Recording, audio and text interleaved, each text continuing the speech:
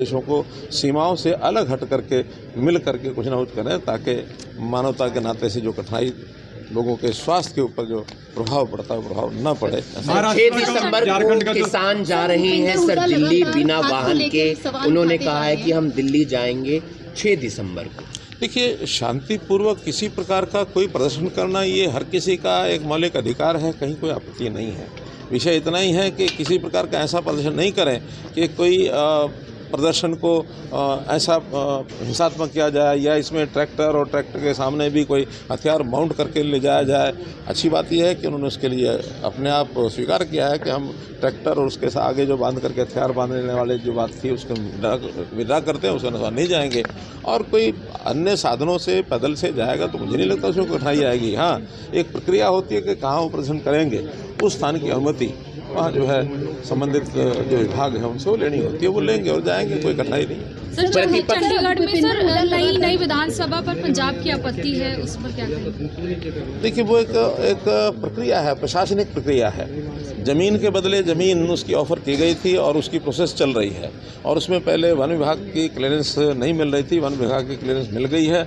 और जो ज़मीन हरियाणा को ने डिमांड की है उसके बदले में पंजाब ने चंडीगढ़ ने कहा कि हमको इसके बदले में 10 की बजाय 12 एकड़ ज़मीन चाहिए, तो 12 एकड़ का बात हो गई है। दोनों चीज़ें लगभग वर्बली तय हुई है, लेकिन फाइनल उसका जो होना है एग्रीमेंट वो भी होना शेष है। इसमें पंजाब के लोगों को आपत्ति करने की आवश्यकता नहीं है। मेरा स्वयं सुझाव मैंने दिया था मान साहब को भी, जैसे आगे जा करके विधानसभा हमारी छुट्टी पड़ने वाली है।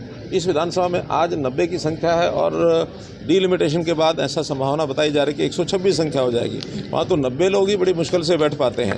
पंजाब को भी अगर लगता है कि उनको भी कोई भवन विधानसभा आदि नई बनानी है, उनको भी ऐसा कोई ज़मीन चाहिए, तो चंडीगढ़ में ज़मीन बहुत है, बदले में वो साथ में लगता है उनका मोहाली है अथवा अन्य एरिया है, उसमें बदले में वो दे सकते हैं। तो कोई प्रोसेस करते हैं, ये एक म्यूचुअल एग्रीमेंट के नाते से है, कोई फ्री में ज़मीन नहीं ली जा रही, और न ही कोई ज़मीन का ऐसा विषय है कि चंडीगढ़ एडमिनिस्ट्रेशन के साथ कर नहीं सकता।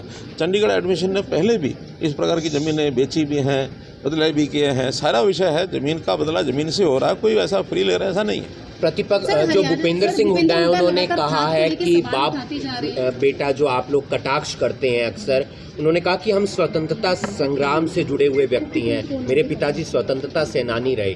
उसका उन्होंने जवाब दिया। ऐसा है कि केवल वही जुड़े हुए ऐसा नहीं है, चाहे उनकी अपनी पार्टी हो चाहे दूसरी पार्टियां हो, सैकड़ों हजारों लोग जुड़े हुए हैं। इतना ही हमारा कहना है, उनको सुझाव है वो करें जो मर्जी, उनकी अपनी पार्टी जो मर्जी करें, लेकिन सुझाव ये है कि पार्टी में लोकतंत्रता लेकर के आए। लोकतंत्र इस नाते से अन्य लोग भी पार्टी में आगे आएंगे तो उनकी पार्टी को बढ़ावा मिलेगा, लोकतंत्र मजबूत होगा। अगर ये बापू बेटा की पार्टी जो कहते हैं लगातार उससे वो नहीं हटते हैं और अडिग रहते हैं, हमें उसकी हानि नहीं है, हमको हानि नहीं है, क्योंकि लोगों को ही लगता है कि ये जैसे राजा महाराजा होते थे, एक वंशावली जो राज करती थी, राजा का बेटा राजा उसका बेटा राजा, ये अगर इस प्रकार से आज लोकतंत्र में कोई भी पार्टी चलाएगी तो वो पार्टी नुकसान में रहेगी। केवल कांग्रेस का ही विषय नहीं है, ये सब पार्टियों के लिए हमारा कहना है कि कभी भी एक परिवार की कोई अगर संस्था पार्टी बन के चलती है तो लोकतंत्र भी उचित नहीं होता। धन्यवाद। कल इलेक्शन होने जा रहा है झारखंड में और महाराष्ट्र में सर। बहुत अच्छी बात है, हरियाणा जैसे चुनाव में एक अच्छी प्रगति भारतीय जनता पार्टी के नाते हमने सरकार बनाई है, और वहाँ के लोग भी इससे बड़े उत्साहित हैं कि हम भी अपने यहाँ पर भारतीय जनता पार्टी की सरकार बनाएंगे। और मुझे लगता है कि वहाँ के लोग, वहाँ की जनता नरेंद्र मोदी जी के नीतियों में विश्वास करके और भारतीय जनता पार्टी की विचारधारा के अनुसार आगे बढ़ेगी, और वहाँ दोनों जगह पर भारतीय जनता पार्टी की सरकार बनेगी। कई महापुरुषों की सर करनाल तक कब तक है, क्या प्लानिंग है? अभी वो फाइल वर्क पूरा हो रहा है, काम शुरू होने में शायद महीना भर लग सकता है। पहले चरण में वो था सराय काले खां से पानीपत तक। मैंने ही स्वयं पिछले साल में निवेदन किया था कि इसको करनाल तक बढ़ाया जाए। सैद्धांतिक सहमति मिल गई है, और उसमें चूँकि अब ये विभाग भी मेरे पास ही है, इसलिए निश्चित रूप से उसको शुरू करेंगे तो करनाल तक आएंगे। करनाल एनसीआर में है या नहीं है सर? फायदे तो मिलते नहीं है, कोई आदेश होता है वो पारित हो जाता है सर। विकल्प कही है कि इंजन बदले जा सकते हैं। आजकल लोग कहने लगे हैं कि 20-20, 50-50 लाख की गाड़ी है, उसका विकल्प है 1.5 लाख रुपए का इंजन भी चेंज हो सकता है। किस चीज़ में? गाड़ियों का जो है सर। अच्छा कि अभी तो एनसीआर का विषय है, एनसीआर प्लानिंग बोर्ड की फाइनल निर्णय भी होना शेष है, लेकिन जहाँ तक मुझे लगता है कि यहाँ जो भी एनसीआर का हमने बढ़ावा किया था, एरिया में रहे ना रहे इसका एतराज़ नहीं है, बल्कि जो रेस्ट्रिक्शंस लग जाती हैं एनसीआर एरिया में आने के बाद, उसके कारण से हमारे उद्योग के लोग हैं, हमारे वाहन चलाने वाले जो लोग हैं, परिवहन विभाग है और अन्य जो रेस्ट्रिक्शंस लगती हैं उसके कारण से कठिनाई आती है। उसके ऊपर एक विचार चल रहा है कि इस समस्या का कैसे समाधान हो।